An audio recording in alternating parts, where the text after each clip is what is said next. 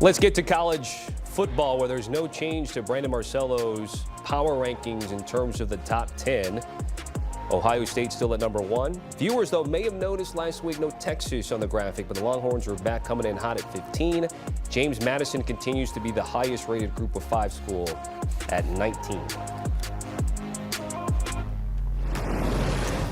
I'm Tommy Tran. We welcome in Brandon Marcello, who puts our power rankings together, and Danny Kanell from the Cover 3 podcast to offer his thoughts.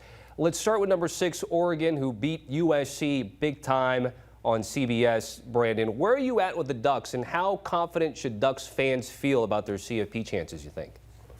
I think they should be in no matter what happens against Washington, unless that's a complete blowout for some reason, which I doubt. But if it's a blowout, then maybe that gives them some reason to rethink that in the College Football Playoff Committee. But I suspect that you're going to probably see Oregon over Ole Miss in the CFP rankings, which will give them a lot more breathing room heading into the final week of the season. That win against USC, in my opinion, was the game for them to reach the College Football Playoff. So flap your wings, breathe easy, Ducks. You're going to be in the playoff. Ooh, I love Oregon. I'm not so confident. Just there could be a bunch of 10-2 teams, and if you lose to Washington on the road, it'd be the last thing the committee sees, like when they're looking at stuff, and clearly timing does matter. But here's what I think: Oregon does win that game, and I think Oregon is one of the more dangerous teams in the playoffs, especially if they can get healthy. Like, that's been such a significant storyline going into the Iowa game. Remember, off a bye, they had Kenyon Sadiq out. They had Harkey out on the offensive line, DeCorian Moore. Now they're getting some of those guys back. And then this past weekend against USC, they did it without 2 of their wide receivers again, DeCorian Moore and Gary Bryant Jr. If this team gets healthy at the right time and possibly gets back in Evan Stewart and they start giving Dante Moore some weapons, we already know what they can do with Noah Whittington in the backfield when they're a little bit strapped at the receiver position. If they can throw all those pieces in the mix, I think Oregon is a very dangerous team going into college football playoff. So I would have them over Ole Miss. I think their upside's a little bit higher. Dante Moore keeps getting better with more experience that he gets out there. I think Oregon could be one of the more dangerous teams in the college football playoff. Our sports line Inside the Lines crew does give Dan Lanning and his team an 89% chance at making the college football playoff. If we get to Notre Dame, it continues to just be a theme, right, Brandon? Since those 2 losses, win with margin and win with style. Latest was Syracuse over the weekend. I feel like we're in the old BCS era, right, when we're talking about style points, and Notre Dame's putting up all the style points that they can during this winning streak. And it's amazing. Since they started 0-2, they have an opportunity here to win 10 straight games after starting 0-2, to be the first team to do so since Georgia, I think, back in 2011. And as you said, they've been doing it with style points. And you look back at their 2 losses to start this season. Yes, close games as well.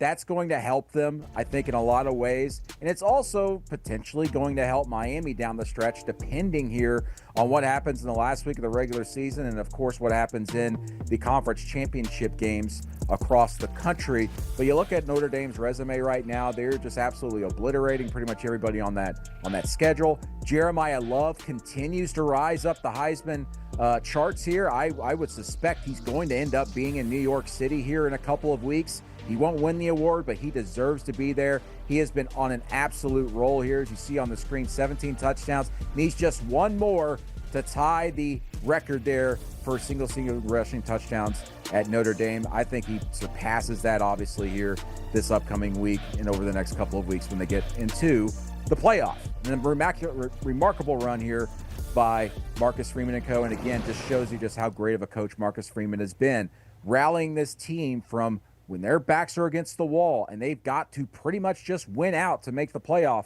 doing so 2 years in a row. Pretty great stuff. Yeah, he's been so impressive. I almost don't know what to do with Notre Dame once they're in, though, because they really haven't been tested since those first 2 weeks. And Jeremiah Love, as good as he's been, And those games, they got away from him. Miami fans have been all over the stat line pointing out that he only had 33 yards rushing against them in that week 1 game. But they also had 228 against USC in the game that they had to have. So when I look at him, I do think it's kind of similar to the narrative that was around Indiana or Ohio State. Like, well, you haven't been tested. They haven't been tested since those first 2 weeks, and they failed both those tests. So what are they going to do in the playoffs when they get there? I don't really know how to handicap them. I wouldn't be surprised if they make a deep run like they did last year. I also wouldn't be surprised if they make a first-round exit. I just do think there is something to the teams that they have been playing against this back end have not been very competitive. They have answered the challenge, and in a perfect world, both Miami and Notre Dame get in. So we don't have to stop talking about this, hey, head-to-head matters. And I think a rematch would be actually incredible if we saw that in the college football playoff. But I look at Notre Dame. I think they're uber talented. I think they've gotten better on both sides of the ball. I just don't know how good they are once they get in. So I also wonder, like, are we going to see Notre Dame on the road in the first round? Because as of where they stand right now in the playoff rankings, there's going to be discussion, not so much about does Notre Dame deserve to be in. Should Miami be over Notre Dame since they have the head-to-head? But should Notre Dame be on the road in the first round? I think they should be, but we'll see how that committee reacts here the next week or two. So we're in the vibe of some hypotheticals and should this and should that. Let's get to Michigan and Ohio State, gents. Curious to get what DK thinks, but Brandon, I'm going to give you first word again. Michigan, Ohio State, somehow the Wolverines get it done. Should they be in the CFP? Should they feel really good about the college football playoff, you think? Yeah, put them in. I mean, it's the only team to beat the number 1 team in the country, Ohio State, which has been at the top for most of the season since they beat Texas in week 1. And listen, Michigan's most definitely in the minds of Ohio State, even if Ohio State does mark out that M this week during the season. And they have to go to Ann Arbor. I'm going to be there. I cannot wait to be there for this game. I just can't wait to see how Ohio State comes out in this one. If they come out and are explosive and they try to blow out Michigan, that's going to be a lot of fun to watch. But if Michigan drags this game into the mud once again, as they have done the last several years, oh my gosh, we're going to be talking about all kinds of crazy situations there and all the pressure on Ryan Day, even after winning a national championship. Of course, he's not on the hot seat, but the fans up there are going to be all over his butt if they lose this game on the road. Having said that, Michigan has not been as good as what we're ranking them, even in my rankings to a certain extent, and I hesitate. But I look at their resume, I look at the wins, but they had a terrible, in my opinion, matchup against Ohio State this week when you look at the individual situations. And, of course, Michigan being without their top running back, Justice Haynes. What are you going to do to be able to run the ball there? Well, they were able to do so this past week, so maybe I'm thinking too much into that. But my goodness, you have opportunities to have won earlier this year. I saw the game against Oklahoma in person. They looked completely non-competitive for most of that game. And, of course, they lost to USC in a game where they didn't look very competitive in the fourth quarter of that one. So I have a lot of doubts about them even keeping this close against Ohio State, even at home. But Michigan is in the minds of Ohio State with 4 straight wins. Can they make it a 5th straight? Don't discount it, because this rivalry has just been absolutely nuts this last half decade.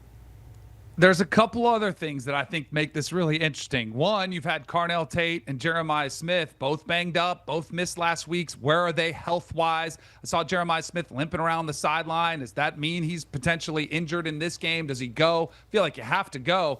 The other thing is weather. That could impact this game. The forecast in Ann Arbor, my guy Chip Patterson just pointed this out to me, is going to be a little bit snowy, possibly some wet snow under 31 degrees. How does that impact this high-flying offense that Julian Sainz has been orchestrating close to perfection? I think that's exactly, if you're a Michigan fan, to your point about making this an ugly game, bring in the nastiest weather possible to try to help you slow down that team. The other thing I will point out is that Jordan Marshall is a pretty good option at running back if Justice Haynes cannot go, which it doesn't look like he can. That's just who they are. They're going to try to turn this into a slugfest, run it right at them, keep the time of possession. Bryce Underwood's sort of a wild card. I think he's been underwhelming most of the season, but he does have some, a knack to make plays sometimes. He can do it a little bit with his legs. So I think this game's going to be fascinating. And I agree with you. If Michigan does beat Ohio State, I think it'd be really hard for the committee to keep them out. Got just under 90 seconds here. Got to be a little bit quicker. But, Brandon,